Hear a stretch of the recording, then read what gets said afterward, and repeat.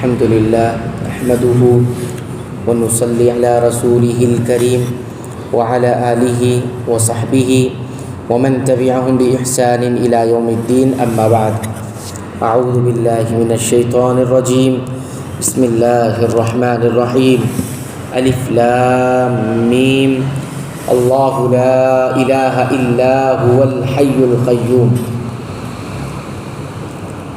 سورہ آل عمران آیت نمبر 1 اور 2۔ الف لام میم، اللہ تعالیٰ وہ ہے جس کے سوا کوئی معبود نہیں، جو زندہ اور سب کا نگہبان ہے۔ الحی اور القیوم اللہ تعالیٰ کی خاص صفات ہیں، جن کا مطلب ہے وہ ازل سے ابد تک رہے گا، اسے موت اور فنا نہیں۔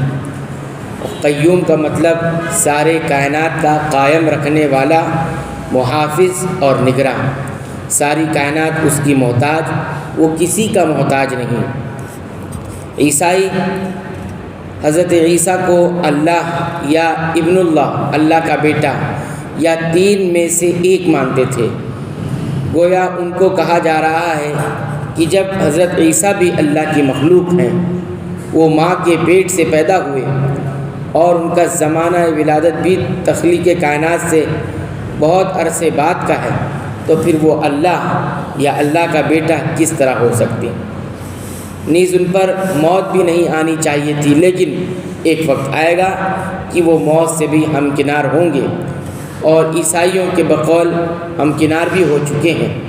احادیث میں آتا ہے کہ 3 آیتوں میں اللہ تعالیٰ کا اسم اعظم ہے، جس کے ذریعے سے دعا کی جائے تو رد نہیں ہوتی۔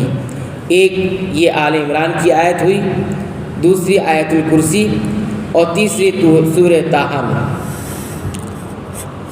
نزل علیک الکتاب بالحق مصدقا لما بین یدیہ وانزل التوراۃ والانجیل، جس نے آپ پر حق کے ساتھ اس کتاب کو نازل فرمایا، اتارا، جو اپنے سے پہلے کی تصدیق کرنے والی ہے، اس سے پہلے تورات اور انجیل کو اتارا تھا۔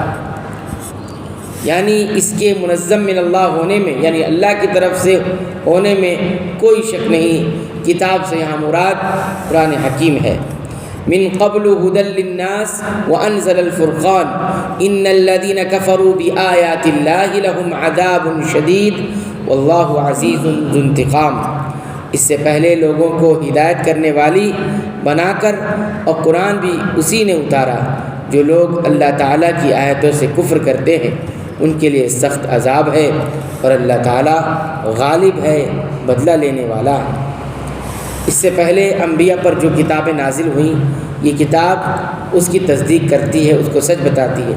یعنی جو باتیں ان میں درج تھی ان کی صداقت اور ان میں بیان کردہ پیشن گوئیوں کا اعتراف کرتی ہے، جس کے صاف معنی یہ ہے کہ یہ قرآن حکیم بھی اسی ذات کا نازل کردہ ہے جس نے پہلے بہت سی کتابیں نازل فرمائی۔ اگر یہ کسی اور کی طرف سے یا انسانی کاوشوں کا نتیجہ ہوتا، ان میں باہم مطابقت کی بجائے مخالفت ہوتی۔ یعنی اپنے وقت میں تورات اور انجیل بھی یقیناً لوگوں کے لیے ہدایت کا ذریعہ تھی، اس لیے کہ ان کے اتارنے کا مقصد ہی یہی تھا۔ تاہم اس کے بعد دوبارہ کہہ کر وضاحت فرما دی کہ اب تورات اور انجیل کا دور ختم ہو گیا، اب قرآن نازل ہو چکا ہے، وہ فرقان ہے، اور اب صرف وہی حق باطل کی پہچان ہے۔ اس کو سچا مانے بغیر اللہ کے یہاں کوئی مسلمان اور مومن نہیں۔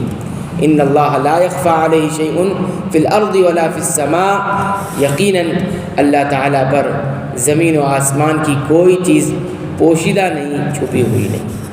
اللہ تعالیٰ سے دعا ہے رب العالمین تو ہمیں قرآن حکیم کی پابندی سے تلاوت کی توفیق عطا فرما، اس کے مطابق عمل کی توفیق عطا فرما۔ اے اللہ تو ہماری مغفرت فرما دے، ہمارے والدین کی مغفرت فرما دے، تمام مسلمانوں، مومنوں، اہل توحید کی مغفرت فرما دے، آمین۔